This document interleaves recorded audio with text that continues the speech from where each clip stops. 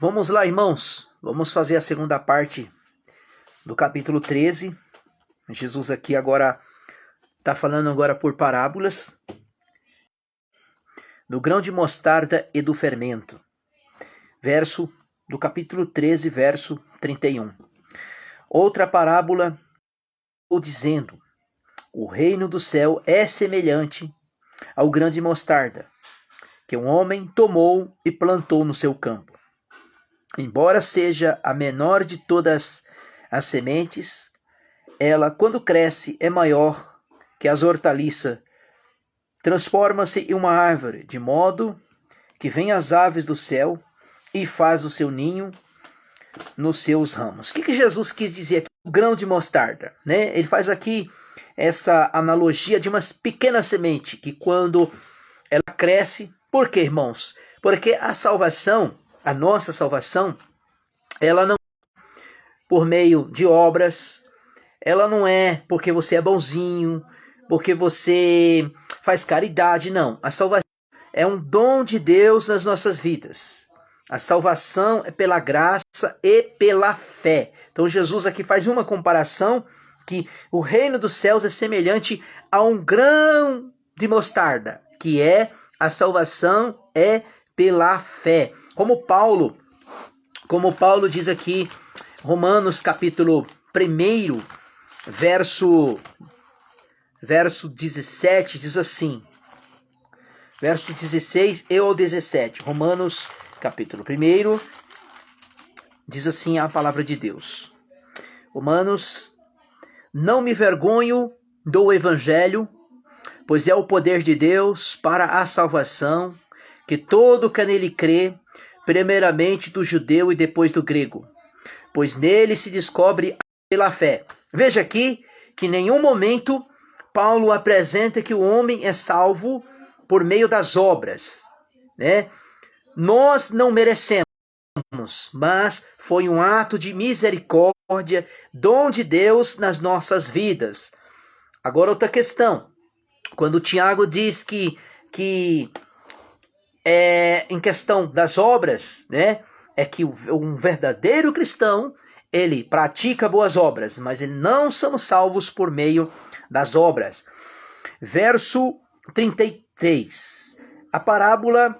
Outra parábola disse: o reino dos céus é semelhante ao fermento que uma mulher toma e mistura em 3 medidas de farinha, até que tudo esteja fermentado. Tudo isso disse Jesus em parábola à multidão, e nada lhe falava sem parábolas, para que se cumprisse o que fora dito pelo profeta: abre-se as parábolas da minha boca, anunciarei as coisas ocultas desde a criação do mundo. Ou tem outra versão que diz desde a fundação do mundo. Então, aquilo que o Senhor Jesus veio nos trazer pela sua palavra é aquilo que estava escondido nos tempos eternos de Deus. Deus reservou isso para quem? Para nós agora, nesse presente momento. Os que já morreram, já experimentaram desta maravilhosa graça. Agora eles desfrutam no Senhor. Por isso que Jesus disse assim, que muitos dos profetas desejariam ver e ouvir.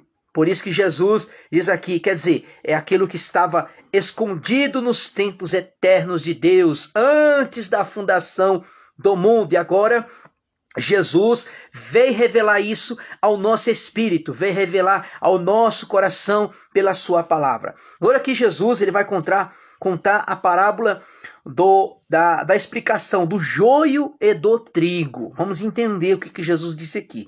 Então, tendo despedido a multidão, foi Jesus para casa, e chegando ao pé dos seus discípulos, dizendo: nos explica a parábola do joio e do campo. E ele respondeu: o que semeia a boa semente é o filho do homem. O campo é o mundo, e a boa semente são os filhos do reino, e o joio são os filhos do maligno. O maligno que semeou é o diabo, e a colheita é o fim do mundo, e os ceifeiros são os anjos. Assim como o joio é colhido, é queimado no fogo, assim será na consumação do mundo. Mandará o Filho do Homem os seus anjos, e eles escolherão o seu reino, tudo por causa do pecado, todo que pratica o mal. E serão lançados na fornalha de fogo, onde haverá pranto e ranger de dentes. Verso 41.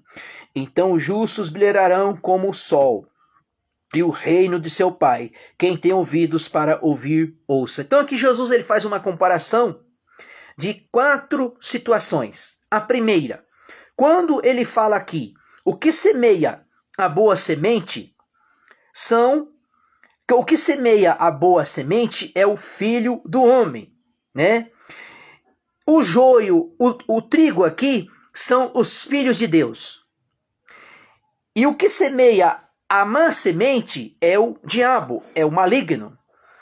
E o joio são os filhos do maligno, os filhos do diabo. Assim, queridos irmãos, assim como tem os filhos de Deus, tem os filhos do maligno, que semeia, o diabo que semeia é o joio. Aqui Jesus ele faz uma comparação, até que do verso 24 até o verso 30, Jesus ele vai dizer aqui que disse, Senhor, permita-nos arrancar o joio. Aí Jesus disse, falou assim, olha, não arranque, deixa que ambos cresçam junto. Quer dizer, Jesus está falando aqui em relação dos finais dos tempos. Quer dizer, o Senhor vai separar o joio do trigo. O joio será lançado no fogo, será lançado nas trevas exteriores, aonde haverá pranto e ranger de dentes, e os filhos de Deus, que são o trigo, reinarão para sempre com o Senhor.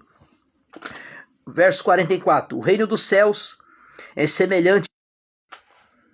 O reino dos céus é semelhante ao tesouro escondido no campo.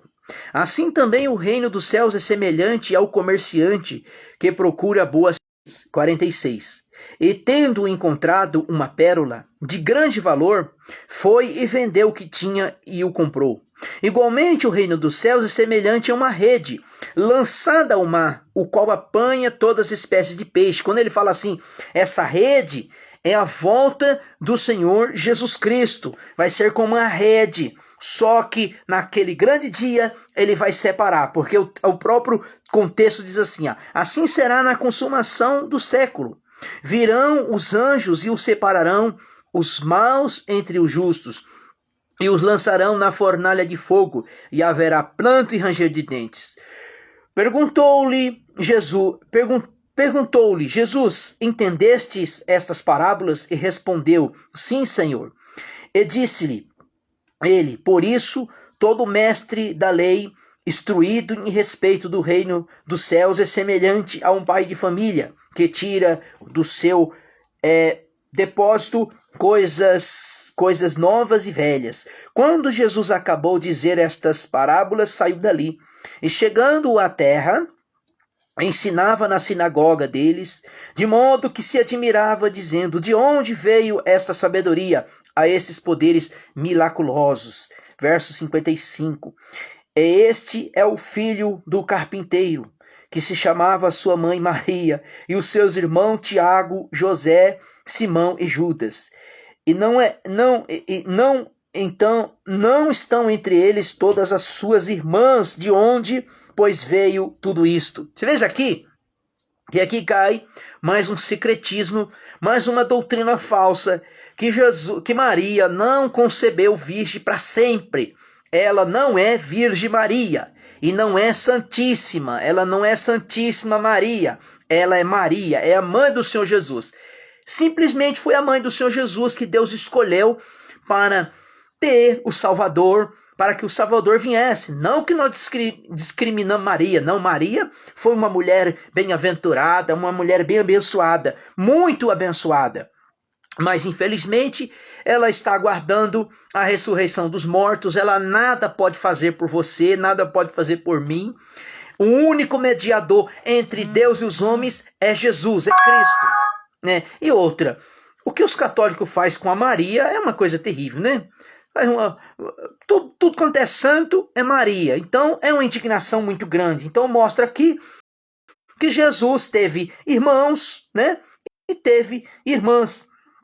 E escandalizando-se nele, Jesus, porém ele disse: não é um profeta em honra, a não ser na sua terra e na sua casa. Não fez muitos milagres por causa da incredulidade deles. Que Deus nos abençoe em Cristo Jesus.